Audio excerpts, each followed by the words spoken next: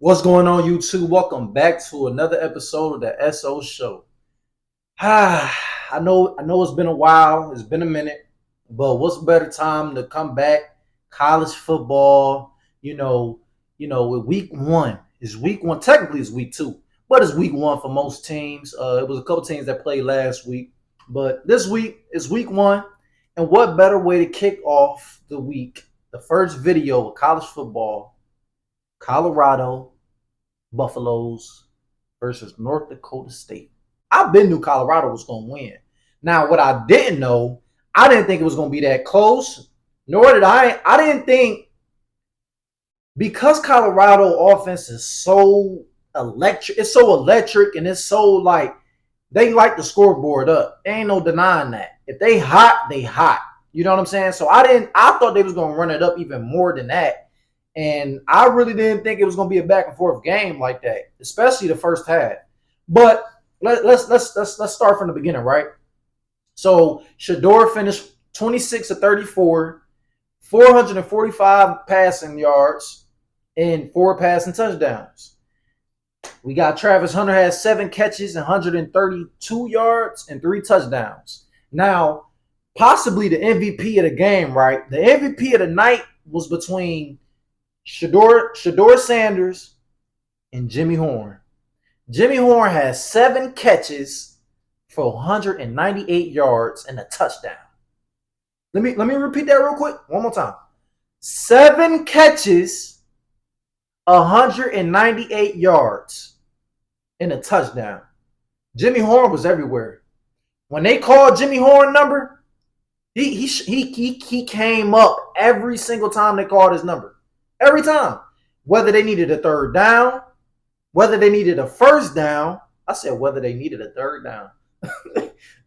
whenever they needed a first down, or they needed a big play, or they needed a big energy play, or somebody to make something happen, Jimmy Horn was the guy. Jimmy Horn was literally the guy. I know Travis Hunter had a great game. 3 touchdowns? Oh yeah, for sure. That's a great game. But Jimmy Horn, the fact that he had 7 catches, 198 yards, he was really the impact player of the game to me. Now, like I said, Colorado had 31 points, right? I thought they was going to score more than that. I thought they was at least going to climb into the 40s, at least the 40s, right?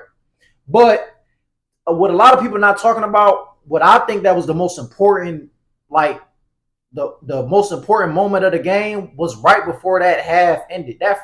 Right before that first half ended, I feel like that was the momentum leap right there. I feel like. So boom, I'm gonna take you back, right?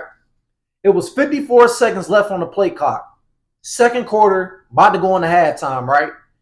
Shedeur and the Colorado Buffaloes, they were on their own end zone.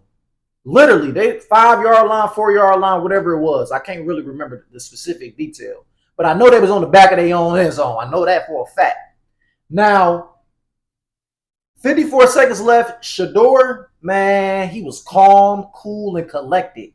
Mind you, it's 20-14. Colorado was down by a touchdown, right?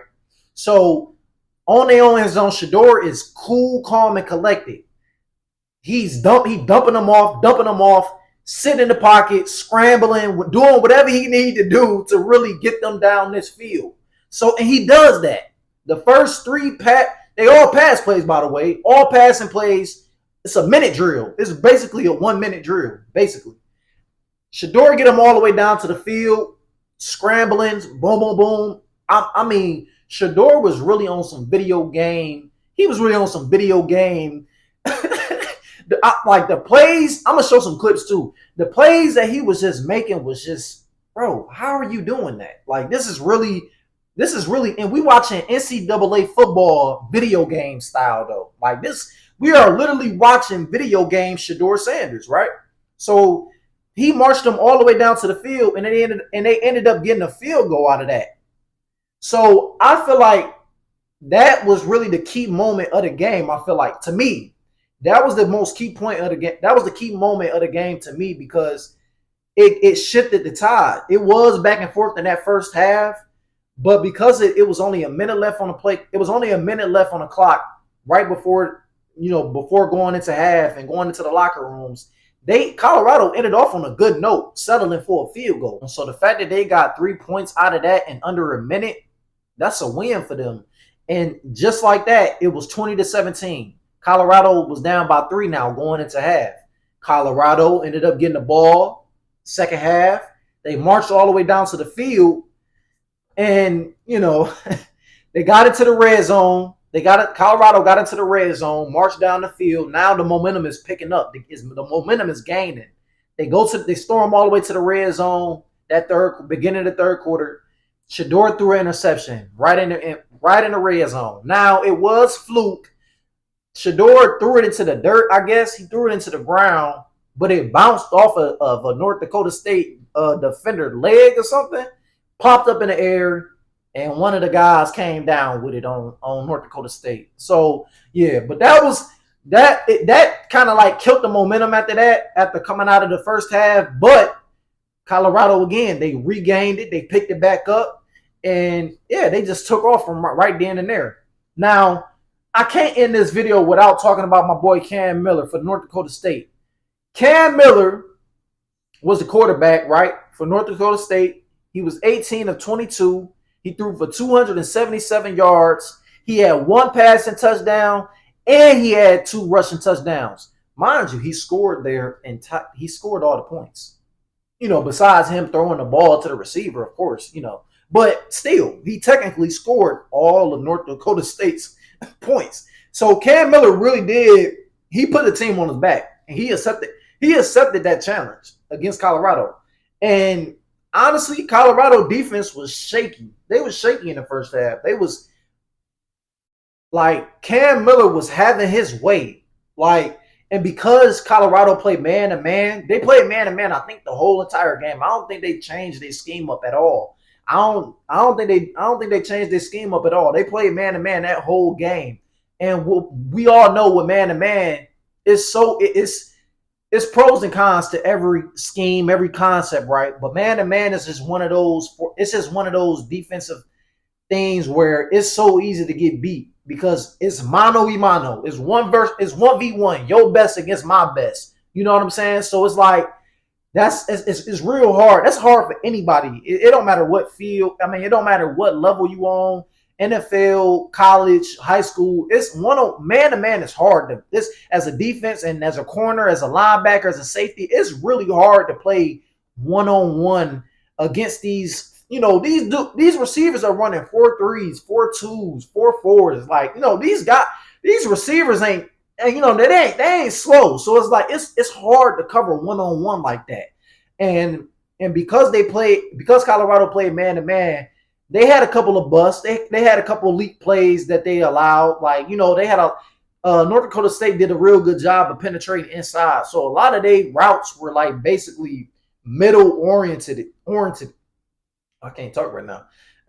A lot of North Dakota State's routes were like middle oriented. So like they was running slants, drag routes, crossers, switcher, switch offs, all that. So it was like Colorado was getting hit with a lot of stuff, and it was simple stuff, but it was effective because they were a man.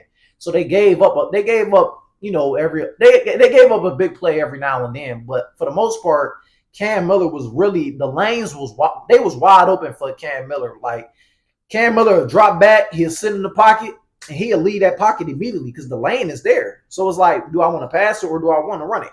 And 9 times out of 10, Cam Miller decided to run with that ball, and it really worked for that offense that first half. It really did. But second half, Colorado defense ended up doing way better than they did first half. Not saying that they did bad in the first half, but, they pretty much held North Dakota State way better, and they pretty much held them to only 1 touchdown.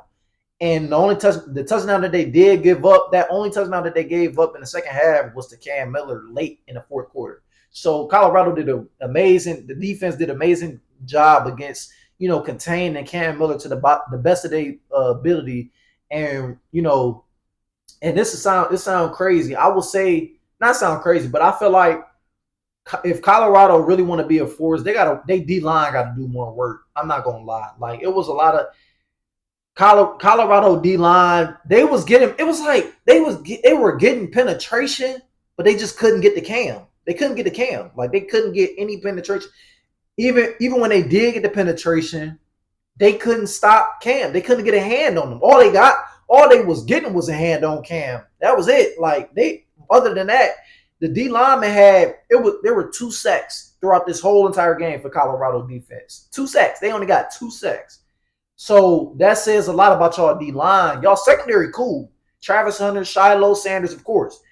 Linebackers a little bit slow. Not gonna lie, they linebackers are a little slow. But the D lineman though, it's just like it's just kind of non-existent. Like right now, that game it was kind of like non-existent because Cam Miller wasn't really getting pressured like that as much as he should have got, or at least a spy. They should have put a spy on Cam Miller at least or something. Cam Miller, shout out to Cam Miller. You played a good job. You did the best that you could. But again, that Colorado offense with Shedeur, with Travis, with Jimmy, it's just too electrifying. It's too much. It's too much. So it was a great game by all of them, all those guys.